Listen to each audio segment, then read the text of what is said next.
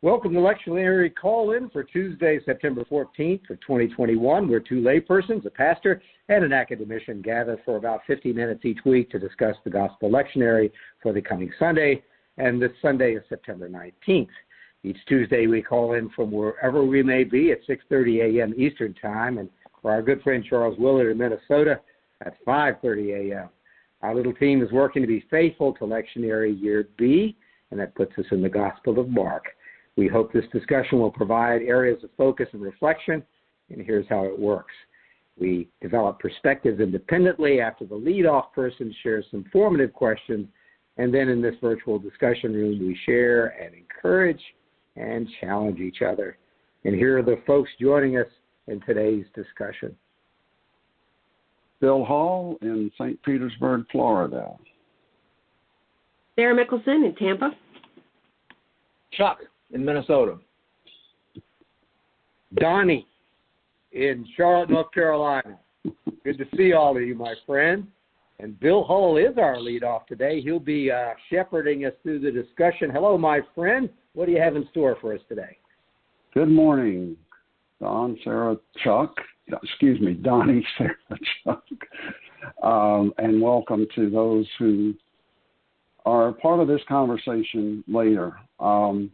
I'm going to read the scripture in a moment, make a few review comments, and then dive into the questions. We're reading from the 9th chapter of Mark for this week, verses 30 through 37, and I will be reading from the New Revised Standard Version. The word of the Lord, let us listen. Thanks be to God. They went on from there and passed through Galilee.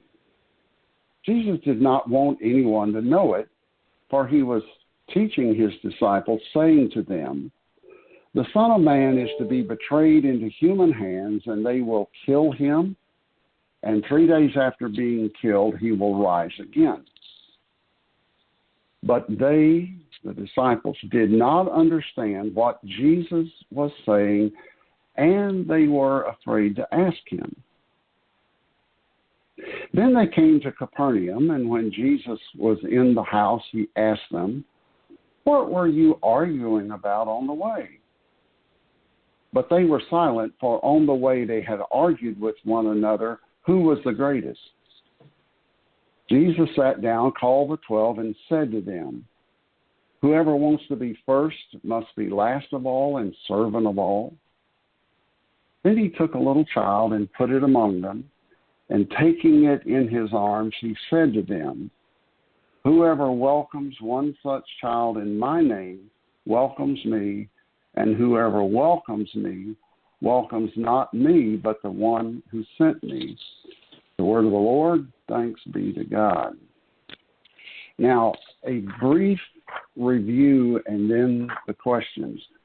This is now the second time in Mark that Jesus is recorded as predicting his death, his suffering and death and resurrection. We dealt with this last week in Mark 8. We're dealing with it again the next week in Mark 9.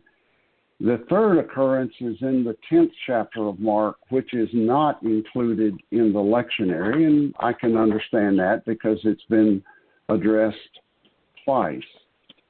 As I look at the Gospel of Mark, and maybe I'm superimposing something, but one can perceive a kind of escalation in these three accounts.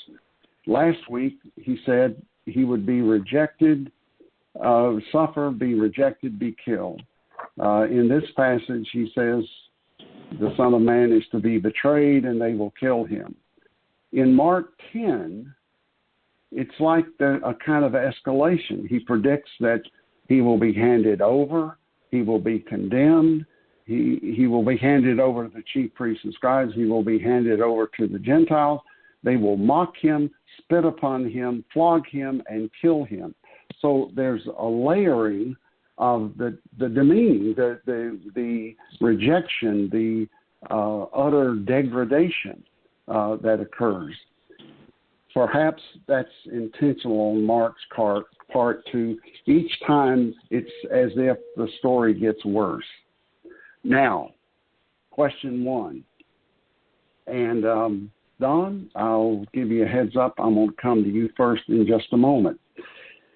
As I've noted, in today's passage, Mark for the second time records Jesus is telling his disciples that he must suffer and die.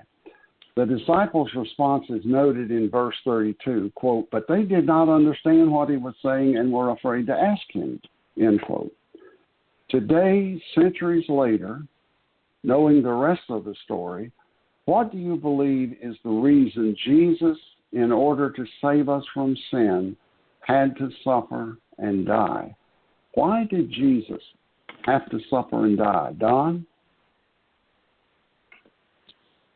I've got two answers in the passage that you presented to us today. And they're both based on a lack of understanding. And it's so extreme that everything used to address Jesus or comprehend Jesus is a failed system, and it ends up he is killed. And just a quick note on the escalation. I think it's interesting that what also escalates is the chasm between understanding what Jesus keeps saying. Because last time, Peter is listening and responding. And he's going, "Oh, no, you're not." And Jesus is saying, "You're not even getting this right. You need to be quiet." And now here we are, and they're speechless. So there's another escalation, which is they're not going there, and they can't go there. So my answer would be to two pieces, verse 31 and 32. Verse 31, they were afraid to ask. And I'm going to throw that out as one of the answers to your question. They were afraid, or some of the translations would say they were not knowing. To such an extreme, it's not even they're trying to sync up. You can't say there's a compromise here. They don't know. So there's no request for elaboration on this one, is there? The other one, Peter's going, "Oh, no, you're not. I know what you're saying." No. Now, no one goes, "Tell me more. What do you mean?" They can't even do that. They can't wrap their head around it. No one's saying, "How so?" No one's saying, "Why?" No one is saying, "Why would they do this?" No one's saying, "Why would you do this?" There is no answer. There is no knowledge at all. It shuts them up completely. And I think if you deal with them later in the passage and they're walking along the road, and we'll get to this in a minute, I know who's the greatest, I don't think they're trying to divert. I think it's almost as if the conversation's not even happening. It's two universes. This guy's on another planet. They can't get there at all. So the chasm is escalating too. And then the other one is, in verse 31, the Son of Man is to be delivered into the hands of men. Bill Wallach, who used to teach the lectionary class at Palmacia Presbyterian Church, where the four of us got to know each other and who make this podcast possible, Bill Wallach used to say, when you read the hands of men, why don't you read it as all humanity? Don't compartmentalize. All humanity along the road. Don't get it? Delivered into the hands of all humanity. So I would fill in the blank and say all humanity takes action every day based on a lack of understanding. We are decisive and bloody and violent. Action is going to be taken against Jesus.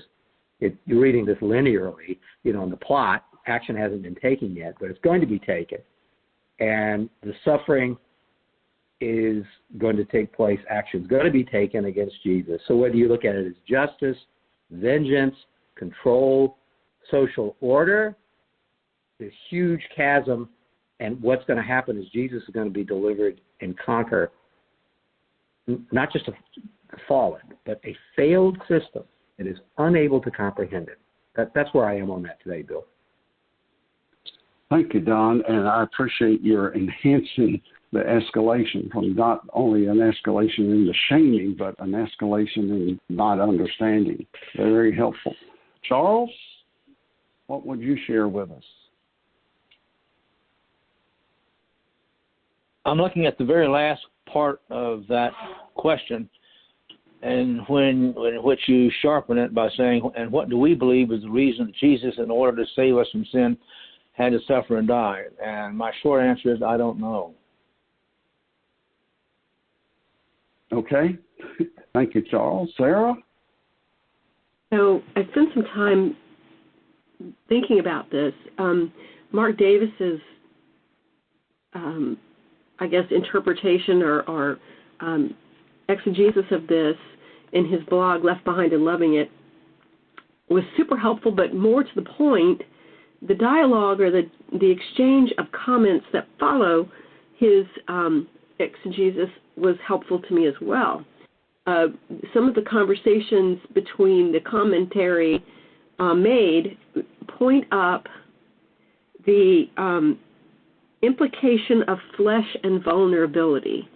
The language that's used is handed over into human hands in juxtaposition or contrast with taking a child into his arms.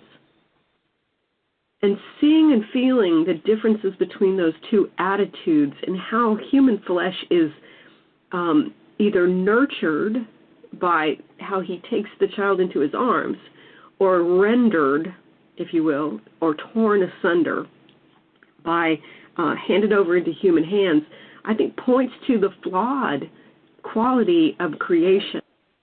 And Jesus steps into this particular moment and is willing to bridge this gap.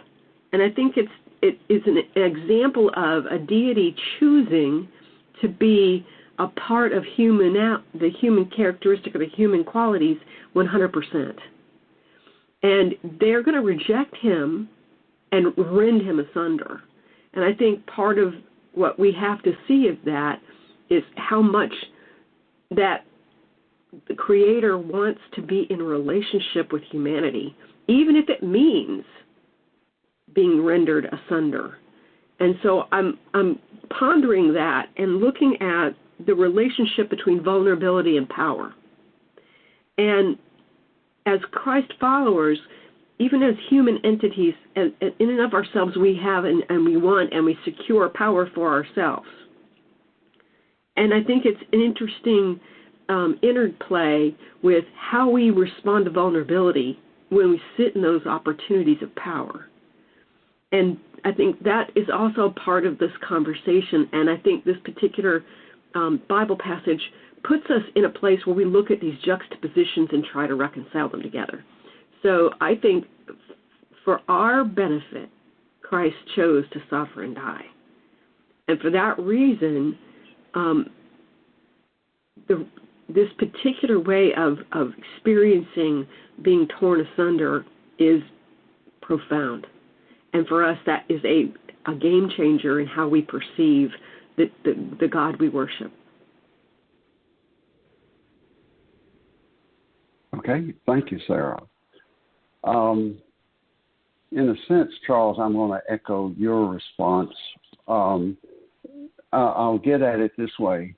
When I was in seminary and all of us were taking our introductory theology class, one Friday morning the professor said, because of weekend preaching, we didn't have Monday classes. Tuesday morning, I want a 3-page paper from each of you explaining why Jesus had to die. At lunch, a table full of us smart aleck first-year students were saying, we'll knock that out in a heartbeat. Sunday, when we sat together at lunch, every one of us said, I'm stuck. What I thought would be obvious, I don't know where to go with this. And, of course, we all produce something. What can preachers do? They can speak and write a bunch of words. So we produced our papers.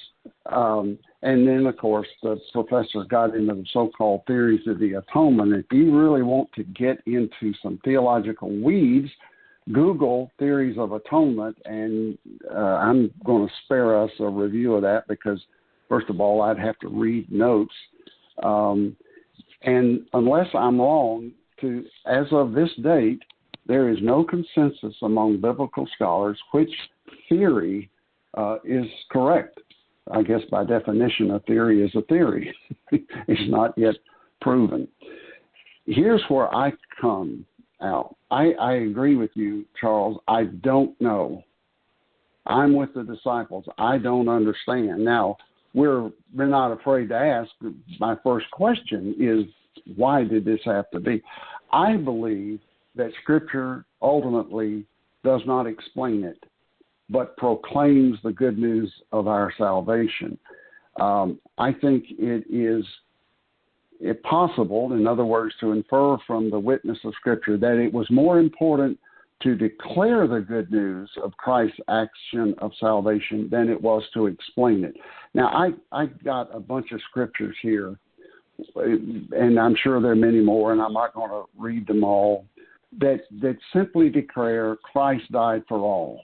Christ suffered and died and for the forgiveness of sins.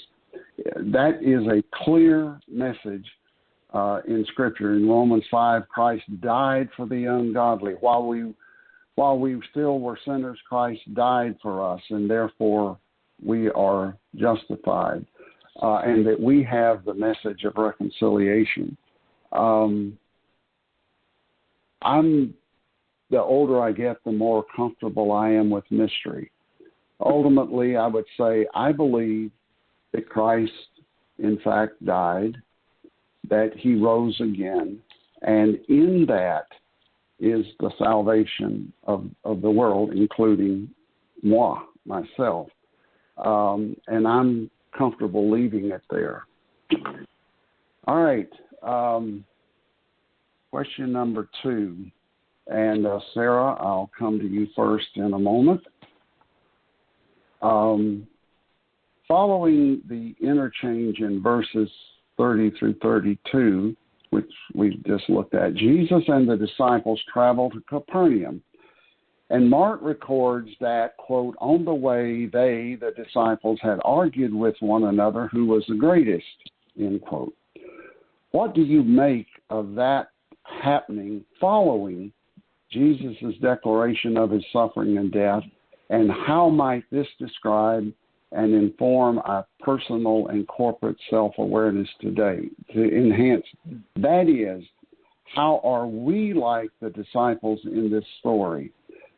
We remember Jesus' message about logs and specks. Don't focus on the speck in somebody else's eye. Deal with the log. So, Sarah, another way to ask is, what are the logs in our eyes individually and collectively? I wonder, I don't know anything about logs and specks, sorry. My conversation didn't think about that. What I am interested in is this juxtaposition between the conversation around human and temporal things and Jesus' conversation around divine things. And how far apart that particular point of view, but those two particular points of view are. When the dialogue is about the greatest, Jesus points to something very different. So they're walking and talking about temporal, earthly power and positions, all the while overlooking the divine power that Jesus has been teaching. Jesus has been acting as a guardian, a mentor, a caregiver. He's been healing. He's been reconciling lost things to where they belong. Jesus has been seeking those who are invisible, voiceless, abandoned, sick, left to die, and making an effort to find those that are living on the margins and bringing them back into the family. So I'm curious about the distance between these two conversations on who's going to sit at the head of the table and get the position of responsibility and the position of greatness or power, and Jesus going, you're missing the point completely. And so I think that the contrast is something that is really plain and available to us in this dialogue or in this particular passage. And it makes it really difficult for us to read this in the same light. It's kind of like saying, other than that, Mrs. Lincoln, how was the play? Which is again, very, I'm kind of thinking about that in regard to this, and it's like how hard it must have been on a regular basis to step back and go, come on, toddlers, stay with me here. We're going to all focus on this one moment for a second longer. And how short, our short attention spans as humanity and human We're so distracted by the who can get to the top of the pile like Yertle's turtles, and what we see from there is nothing compared to what we can see from the bottom. And I think that's one of the conversations that we as Christians need to have and speak to and respond to, because I think that in service to those who are at the margins is where God meets us most often, and not at the head of the table, which is a more difficult place for God to get to. Wow, Sarah. If I weren't leading, I'd write down that quote. Let me see if I got it right. We meet God at the margins, not at the head of the table. Yeah. Wow. Well said. Don? I like what you said about top of the pile. I think it's a reminder that we think top of the pile is good. Remember, that's how we solve problems, isn't it? The hierarchy is built for good, for order, right? I mean, let's get to what we think the bright side of this is. It's like, wait, a hierarchy is not necessarily about me doing well. I mean, I'd like to be at the top of the pile, but, it is for order. It is for justice. It is for peace, isn't it? Isn't that how we get there in the first place? I think, that's that chasm. And if you're just listening on a podcast, Bill Hull and I both at some point put our hands and made a sign of distance. And I'm seeing this further apart than ever. As they walk along the road, I used to think it would be, boy, they're changing the subject. This day, I think there is no subject to change, because there's only one subject, which is how do we create social order and good and peace? I mean, there's no other way but to talk about the order and hierarchy, isn't there? They are completely blind to the divine here. And I'm wondering, even after the resurrection, how blind am I to that as well? So they're not changing the subject. They didn't know there was another subject at all. They're not trying to compromise. There's nothing to compromise on. They're back to the bare bones needs of the community that they're serving. They're not, it's like you saying, well, now we're finished science class in high school. Now we're going to go over to history. No, there's only a history class. There's no science class. What were you doing in the last hour? Playing soccer. No, we were running a track. It's like two different planets, two different dimensions. The dimensionality is divine. I think now, this reading at this stage of my life, completely inaccessible to the point where it says they have no knowledge and they don't understand. I'm not meant to try to make that dark. I just this inbreaking, this rescue that's taking place is beyond all understanding. So I'm aligning myself with Charles Willard's first answer, which is still today beyond all understanding. Though I think because we all grew up in a Reformed tradition, we can feel the leaders of the old church and the Reform movement agonizing over governance, aren't they? John Calvin is just agonizing. How do you do that? How do you reflect what heaven is supposed to be on earth? But there's no real access to it at all. So I know some people read this and go, well, what Jesus said is so disruptive, they've got to change the subject. It's like, no, I don't think they heard him at all. They're not changing the subject. There is only one subject. How do we create good? And good might involve hierarchy. So here comes hierarchy, which I don't know about you, I have to deal with every day. And sometimes I interpret it as good or governance. Here's some things. Look at us as human beings. Vice President, AVP, SVP, Vice Chair, Specialist, Associate, Assistant Director, Private First Class, Supervisor, Assistant Supervisor, Junior Liaison, Junior Associate, Administrator.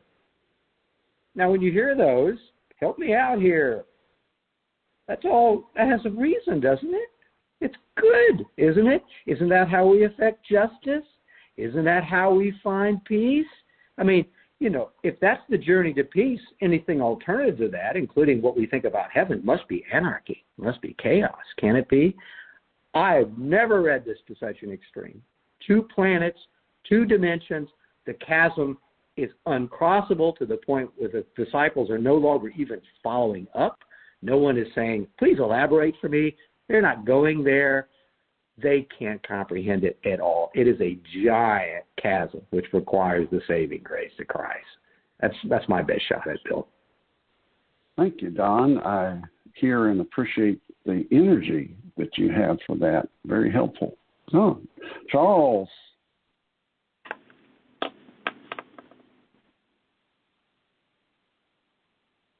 I'm fine. I was muted. You are fine, Charles. A couple of, as always, a lot in my head. I will select a couple of focuses. This reminds me, because I tried to shape the question to how does it speak to me and to us corporately. It reminds me in church history of the enormous controversies basically over who has the right theology. And people got burned at the stake for not having somebody's considered right theology. And that bedevils us today. You've heard me, I believe I've said on these podcasts before that some of my most uncomfortable moments in presbytery meetings were ordination exams, where it seemed inevitable somebody would get up with their own personal axe to grind about precise, particularly Christology, their understanding of Christ. And I've even heard some debates over having the right theory of the atonement. I remember one particularly painful time where the person was basically saying, I don't know which theory is right, and the questioner was wanting to advocate and later voted against this person's ordination because, in this case, she would not declare allegiance to one theory of the atonement. And this is not partisan politics. Look at world politics today. One can infer that there's a movement away from democracy back to a power, what do you want to call it, a dictatorship or centralized government, or even in America we struggle with what some call the imperial presidency, giving more and more power to one person, so that being the top dog seems to be motivating people. The other thought that I'll share, it took me to my favorite book of the New Testament, the book of James, and I'll read a few verses from chapter 4.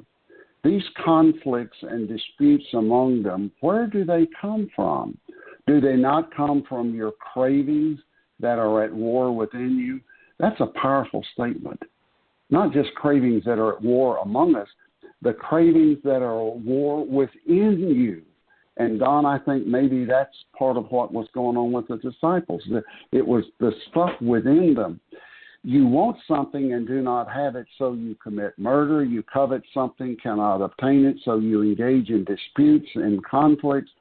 You do not have because you do not ask. You ask and do not receive because you ask wrongly, in order to spend what you get on your pleasures. James helpfully reminds us that the greatest conflicts that we have are within ourselves.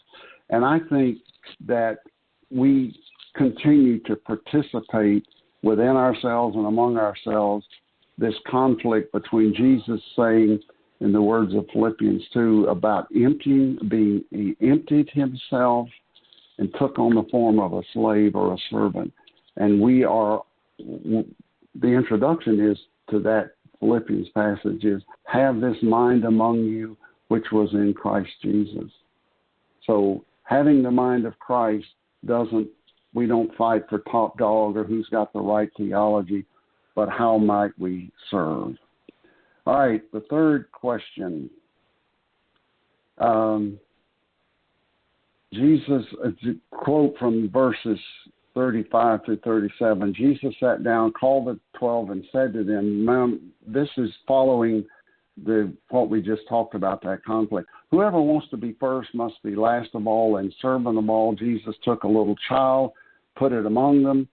Taking the child in his arms, Jesus said to them, whoever welcomes one such child in my name welcomes me, and whoever welcomes me welcomes not me, but the one who sent me.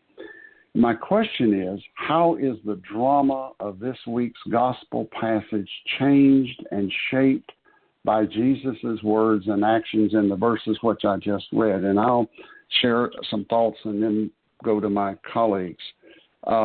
First of all, I think more than before, my attention was drawn to not only the welcoming the child, but Jesus says, you're welcoming me.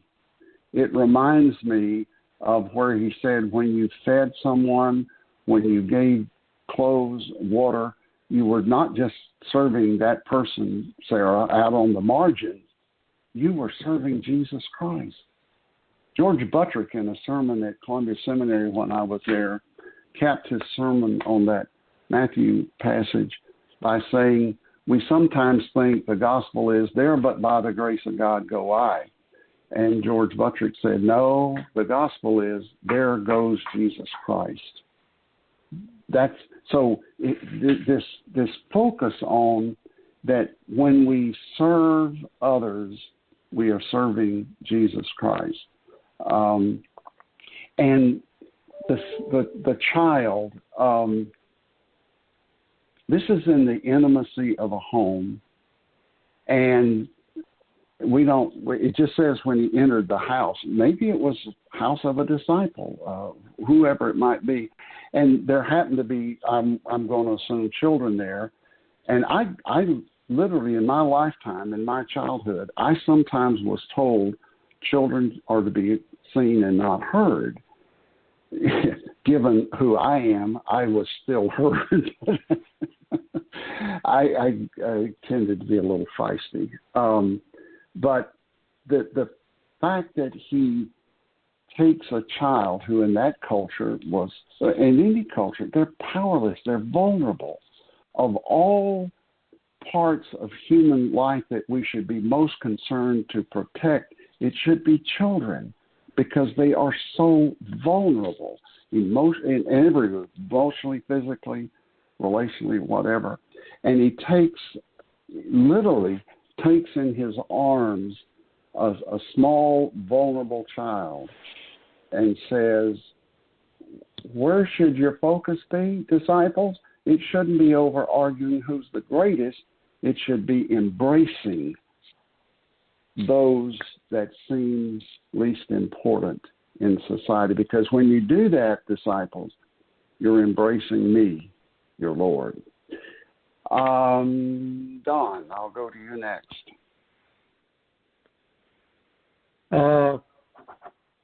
I remember some years ago, I worked for a very large company, and we found an org chart in a time capsule in a building that was about 100 years old, which means there was a meeting and a board of directors voted on what should go in the time capsule, and they thought their titles and how many people worked for them and where they were in the hierarchy was what should be left to posterity. And you could have set the thing on fire and it would have made any difference to anybody. You could have taken it and go, well, here's a granddaughter who's alive. Would you like to have the org chart? And I'm sure they'd say, why? Why? It didn't last. It doesn't last. There's nothing, it just doesn't last. So I wanted to hold that up as, it's kind of like fungible, He really could have. In fact, I think we lost it. I mean, who cares? Who cares? And it only took a few years to get to that point. I'm going to reinforce the one-dimensionality of the thinking that's going on here. And I used to read it along the way of, they're trying to sync up, modern language. They're trying to calibrate with Jesus, but that's not possible either. And I think that's where the using a child comes into this. I'm wondering if it's more than just the outcast, the person with no value, the person that's ignored, the child, the throwaway. I wonder if there's a socialization. I think there's some wisdom in this that, you want to be ready for the Christ. You want to have a field of vision, unlike The people that had a time capsule where the org chart was what they leave to posterity. Consider the worldview of the child. What are they ready for? Are they ready for your instruction and your idea of what is peace and order and hierarchy? Are they ready for something else? And in that way, it's a way to look at the divine. What kind of readiness are we thinking about? I don't know what age the child was, but I doubt they had to deal with self-protection or cunningness or planning or hierarchies yet. There's an open-mindedness. I mean, to use plain English, They're looking at the world with young eyes, with young, fresh eyes. And maybe that's part of the message here, too, not just the outcast. How are you preparing yourself for the world? How are you preparing others for the world? And we see, Charles, all through the Gospels, a lot of hard work going into trying to get it right, what we think is right, still imposing our human view on, oh gosh, exactly what did Jesus do and how do we get it right? And maybe the overarching message, at least for me this week, is the child kind of wipes that clean. They're out of sync and they can't get in sync. But how are we preparing the way? Clearing the way, clearing the highway. When he goes here, he's holding a child and he says, consider this child. Consider being young. Consider what the Christ is doing with your field of vision. That's all I've got. I can't get over the time capsule. A large corporation leaves that perfect prosperity. Oh my gosh, there we are. There I am. That's me. Yeah. Hey. Wow, that's a powerful story, Don. Thank you for sharing it. Charles? I've been thinking about this verse and your question, and I asked myself,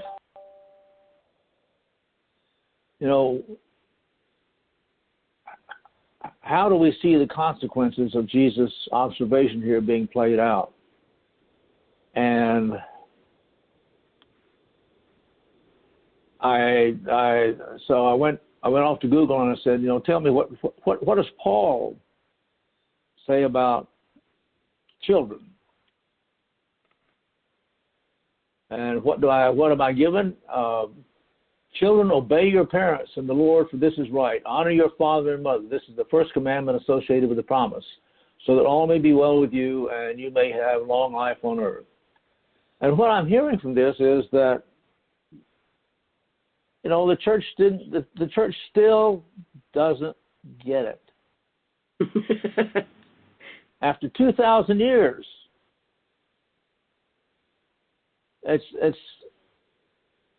and this quote from Ephesians, that would have been written before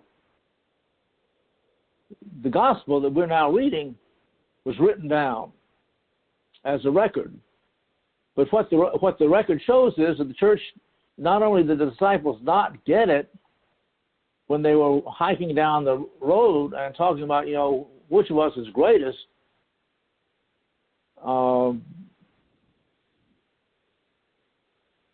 it still doesn't get it. Thank you, Charles. That was very, I had not thought to check that out. I hear you. So even later apostles didn't get it. Sarah? I see a language barrier here. I see a myopic perspective on the part of humanity and the collective divine perspective that draws our eye to something altogether different. I think it still goes back to, when you have power, how do you respond to vulnerability?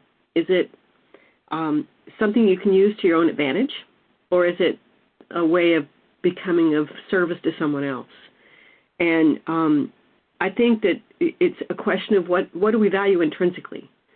Do we value each other, or do we value what we can get from each other, and what that says about us? I want to be perceived as a good person, so I show up at church, I dress up, and I act the part.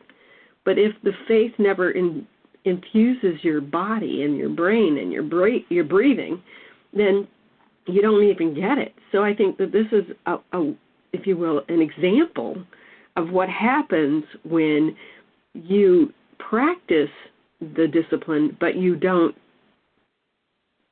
make it a part of your soul. I don't know how to say it somewhere other way.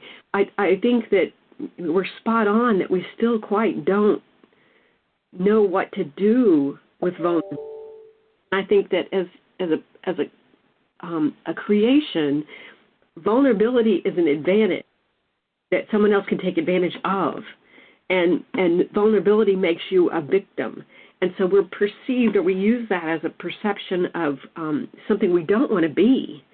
And I think Christ is saying something altogether different. When you confess you need each other, that changes the equation and softens the human heart, and suddenly a collaboration can take place that could not have happened any other way. And so I'm wondering about this willingness to be vulnerable with each other, and what a gift that is, to say, I need your help. I can't make this go without you, which is a different way of having a conversation than, you're the absolute right person for this because I need you to do this. And that's a different perspective. And I've gone back and forth in my head about, if the goal is to make myself more powerful, I fail.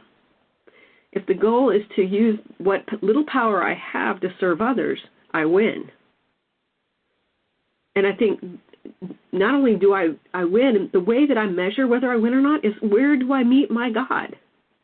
Where do I meet the divine? Where do I have a conversation with the Lord? I don't have it at the top of the urinal, the turtle pile. I have a beautiful vista. I can remember what it was like at the Transfiguration, but Jesus isn't there anymore. Jesus is down in the valley again, working with the margins. And I miss the Lord. I miss the divine. I get up there and it's just a vista. There's not any wonderful magic happening there now. And I kind of spent some time thinking about that. And I'm curious about, if the focus on self is what I can take from others, I lose. If the focus is on others and what I can give of myself, that's where I meet God. So I think that's it's real juxtaposition, and humanity on a regular basis misses the boat. Thank you, Sarah. Thank you, colleagues. And now I'll hike the ball to our star quarterback, Don Upton. Well, this was really interesting today, and if you folks are listening in, we always welcome your comments, and we thank you for being a part of this conversation. Palma Sia Presbyterian Church is at 3501 West San Jose Street. That's in Tampa, Florida. And for more information, you can go to palmacia.org. That's PALMACEIA.org. We commend that site to you because there are other discussions of the lectionary passages, differences of opinion, new angles, new dimension. So check that out. Also, it's a great destination for reflections, prayers, sermons, communion too. So check that out, and you're always welcome, and we'll see you next time.